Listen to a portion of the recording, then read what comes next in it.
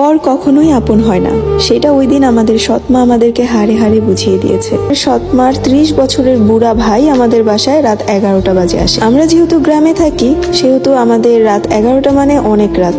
8টা-9টার দিকেই সবাই যার যার ঘরে যেয়ে ঘুমিয়ে পড়ে। কিন্তু সেই দিনে সৎ মামার আশাটা ছিল আমাদের বাসায় অনাকাঙ্ক্ষিত। উনি আমাদের বাড়িতে এসেই উঠানের মধ্যে যখন কথা বলছিল, আর যেহেতু রাতের বেলা গ্রামের বাড়িতে সমস্ত কিছুই অনেক দ্রুতই কানে চলে যায় মানুষের, আর আমাদের রুম যেহেতু পাশাপাশি ছিল, আমাদের সৎমা এবং সৎ মামার কথোপকথনগুলো আমাদের কানে চলে আসে। কারণ আমি একটু ওয়াশরুমে যাওয়ার জন্য আমার বড় বোনকে ডাকছিলাম, কিন্তু আমার বড় বোন উঠছিল না। আমার বড় বোন বলছিল যে আর একটু পরে সকাল হয়ে যাবে, তখন যাস, এখন ঘুমা।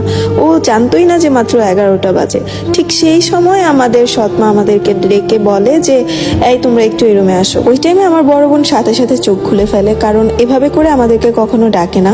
হঠাৎ করে এত রাতে ডাকার কারণটা কি সেটাও আমরা জানতাম না। তবে আমি এতটুকু বুঝতে পারছিলাম যে বাড়িতে কেউ একজন এসেছে যার পুরুষালী কণ্ঠ আমাদের কানে আসছে। আমাদের চাচারাও বাড়িতে ছিল না, যে যার মতো যার যার বাড়িতে থাকে, আর তারা বেশিরভাগই বাইরে থাকে। আমাদের এক চাচা আছে, সেই চাচা আমাদের বাসার পাশেই থাকে, কিন্তু সেই চাচাটা একটু বয়স্ক হওয়ার কারণে সে এত রাতে উঠবে না, আর তার ছেলে থাকে বাহিরে। ওই মহিলার ঘরে যাওয়ার পর ওই মহিলা আমার বড় বোনকে বলল যে আমার ভাই এসেছে, আমার ভাইকে খাবার দাও। ঠিক সেই মুহূর্তে আমি বললাম যে আপনি কেন দিলেন না, আমাদেরকে ঘুম থেকে উঠিয়ে কেন ডাকলেন? সে আমাকে বলতেছে তুমি অনেক বেয়াদব একটা মেয়ে, তোমাকে ডাকিনি, আমি তোমার বড় বোনকে ডাকছি, তোমার বোনকে বলো খাবার গরম করে দিতে। আমি অনেকটা অবাক হলাম যে এভাবে করে তো আমাদেরকে ডাকার কথা না।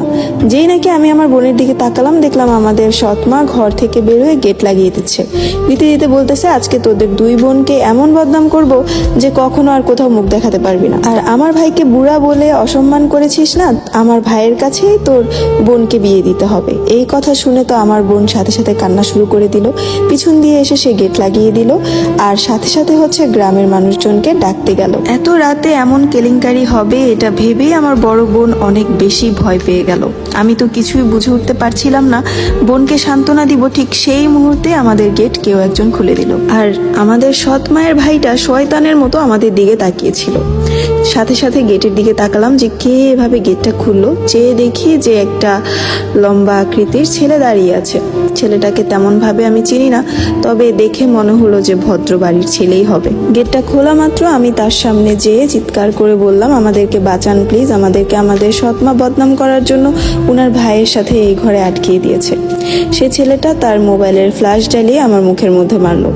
আমি অনেকটাই অবাক হলাম, কারণ এভাবে করে মুখের মধ্যে হঠাৎ করে লাইট পড়াতে অনেকটাই অপ্রস্তুত হয়ে গেছিলাম। আর সেদিন বাড়িতে তেমন একটা কারেন্টও ছিল না, আর যেহেতু গ্রামের বাড়ি সবার বাড়িতেই কুপি থাকে, তো ওই রুমটাতেও কুপি জ্বালানো ছিল। যেহেতু এত রাতের বেলা আর তেমন একটা আলোও ছিল না, অন্ধকারই ছিল। আর সেই ছেলেটা মোবাইলের ফ্ল্যাশ জ্বালানোতে আমার চোখের মধ্যে একটা ঝাটকা লাগলো। ছেলেটা আমাকে বলল যে বোনকে নিয়ে উঠানে আসো।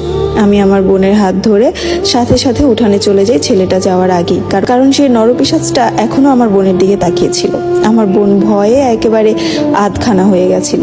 সে প্রচুর পরিমাণের ভয় পাচ্ছিল, কারণ সে কখনোই এরকম কোনো পরিস্থিতিতে পড়বে ভাবেনি। আর তাছাড়া যেহেতু আমাদের মা নেই পাশে, আমাদের এমনিতেই কলিজাটা ছোট হয়ে থাকে। বাবাও ফোন দেয় না ঠিক মতো, আমাদের বলতে গেলে কেউই নেই। উঠানে আসার পর দেখি আমাদের সৎ মা দাঁড়িয়ে আছে মুখটা ছোট করে। তখন বুঝলাম যে হয়তোবা কিছু একটা হয়েছে এতক্ষণের মধ্যে। সে ছেলেটাকে দেখলাম হাতে একটা লাগেজ এবং কাঁধে একটা ব্যাগ, সেটা নিয়ে আমাদের সেই চাচার ঘরে যাচ্ছে, যে চাচাটাকে বলেছিলাম যে একটু বয়স্ক, উনি এত রাতে বের হওয়ার কথা না। আর সেই চাচার বউ মানে আমাদের চাচি গিয়েছিল তার বাবার বাড়িতে, তার ভাইয়ের মেয়ের সম্ভবত বিয়ে চলছিল, যার জন্য সে এক সপ্তাহ আগে থেকেই তার বাবার বাড়িতে অবস্থান করছে। আর আমরা দুই বোন খুব চুপচাপ থাকার কারণে কারো ঘরে তেমন একটা যাই না। তবে হ্যাঁ, সে আমাদের চাচা হয় চাচি হয় এতটুকুই জানি, বাট তার ছেলে কবে কখন বাহিরে গেছে আর কেমন দেখতে এই সম্পর্কে আমাদের কোনো ধারণাই ছিল না। এমনকি কখনো তার ছেলের ছবিও আমরা দেখিনি। আর তাদের হাতে ছিল বাটন ফোন, সেটাতেই তার ছেলে ফোন দিয়ে কথা বলতো। তার কারণে হয়তোবা কখনোই তাকে দেখা হয়নি। তবে পরে জানতে পারলাম যে এই ভাইটি হলো আমাদেরই চাচাতো ভাই, আমার চাচার ছেলে, একমাত্র ছেলে, যে কিনা লেখাপড়া করতে কানাডা গেছিল। যাই হোক, মূল কাহিনীতে আসি। তারপরে সেই ছেলেটা তার ঘরে যেয়ে তার বাবাকে ডেকে বলে যে আব্বু, এত কাহিনী হয়ে যাচ্ছে আমাদের বাড়িতে আর আপনি ঘুমাচ্ছেন। তখন আমার চাচা বলে উঠে যে আমি তো কিছুই জানি না বাবা, কি হয়েছে। তখন বলল যে এই মহিলা, যতটুকু জানি আমার চাচার দ্বিতীয় বউই তো। তখন আমার সেই চাচা বলল হ্যাঁ, কিছুদিন আগে বিয়ে করেছে তোমার চাচা। মূলত এই চাচা হলো আমার বাবার বড়, হিসেবে জ্যাঠা হয়, কিন্তু আমরা সবসময় চাচা বলেই সম্বোধন করি, কারণ আমার দাদি 8টা ছেলে জন্ম দিয়েছে। তো জ্যাঠা হিসাবে একজনকেই ধরা হয়, যিনি হচ্ছে মারা গেছেন, আর বাকি সবাইকে চাচা বলেই আমরা ডাকি। এই মহিলা প্রচুর পরিমাণের খারাপ। আমার ফ্লাইট দেরিতে হওয়ার কারণে আমি রাত করে বাড়িতে ফিরি, আর আজকে যে আমি বাংলাদেশে আসবো সেটা আমি কাউকে জানাতে চাইনি, কারণ আমি সবাইকে সারপ্রাইজ দিতে চেয়েছিলাম। আর ভেবেছিলাম যে হয়তো বা মাও বাড়িতে আছে, কিন্তু আমি 3 দিন আগে থেকে কথা বন্ধ রাখার কারণে এখানে এসে দেখি অনেক কিছুই হয়ে গেল।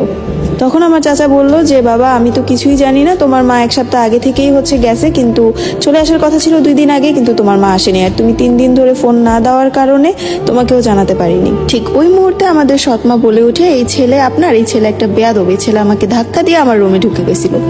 তখন ওই ছেলেটা বলে যে আপনি যে কাজটা করতে নিয়েছিলেন সেটা আমি পুরোটাই দাঁড়িয়ে থেকে দেখছি, আর বাড়ির মধ্যে আপনি কি করতে চাচ্ছিলেন আর কি লঙ্কা কাণ্ড ঘটাতে চাচ্ছিলেন সেটাও আমি খুব ভালো মতোই বুঝতে পেরেছি।